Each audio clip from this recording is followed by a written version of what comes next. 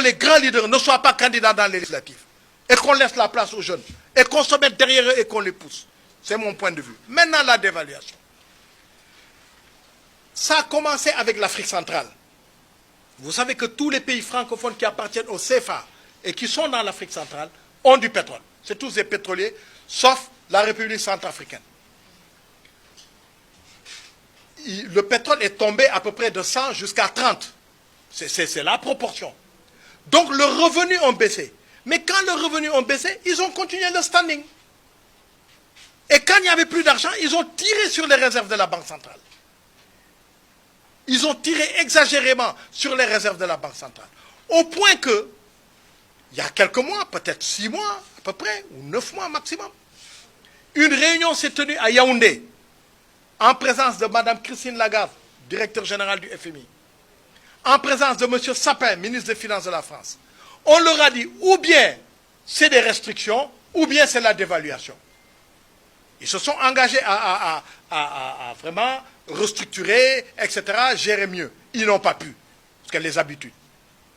Et c'est ce qui explique que dès que Macron a été président, il a reçu immédiatement et Ouattara et Macky. Ce sont les deux locomotives de l'Afrique de l'Ouest, du CFA Afrique de l'Ouest, BCAO. Et le problème de la dévaluation a été mis sur la table. Ce ne sont pas des élucubrations. Hein. Moi, j'ai été membre du conseil des ministres de l'UMOA, je siégeais à la Banque centrale et j'ai été membre du conseil des ministres de la zone franc. Donc je vous parle en connaissance de cause. Et j'ai encore des relations dans certains milieux français. Ce sont ces milieux-là qui me l'ont rapporté au mois de juin quand j'étais à Paris.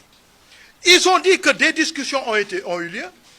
D'ailleurs, même si vous voyez, quand Macky a été reçu, il était dans un jardin, c'est autour d'une table de jardin. On n'a jamais reçu le président du Sénégal de cette façon-là. Donc le problème a été mis là. Et c'est là qu'il a dit, soutenu par son ministre des Finances, parce qu'il y a eu des entretiens avec des équipes, qu'il fallait lui laisser le temps, n'est-ce pas, après les élections législatives. Quel était le deal? Ou bien vous, Afrique de l'Ouest, c'est-à-dire nous autres, on fait un prêt, parce que nous avons des réserves. On a beaucoup plus de 5 000 milliards de réserves, on a au moins 8 000 milliards de réserves. Ou bien on fait un prêt à l'Afrique centrale. Moi, personnellement, je ne suis pas d'accord, parce que Douniou Kodelo Bomouk, n'est-ce pas? Ou bien c'est la dévaluation. Alors, Macky leur a dit, Nagne de Gobalbi jusqu'après les législatives. Eh bien, s'ils gagnent, et si on les laisse tranquilles, ils vont mener le pays à la dévaluation. Eux, ils n'en ont rien à faire. Les milliards, les 8 milliards et autres milliards, ils les ont déjà fait passer à l'extérieur.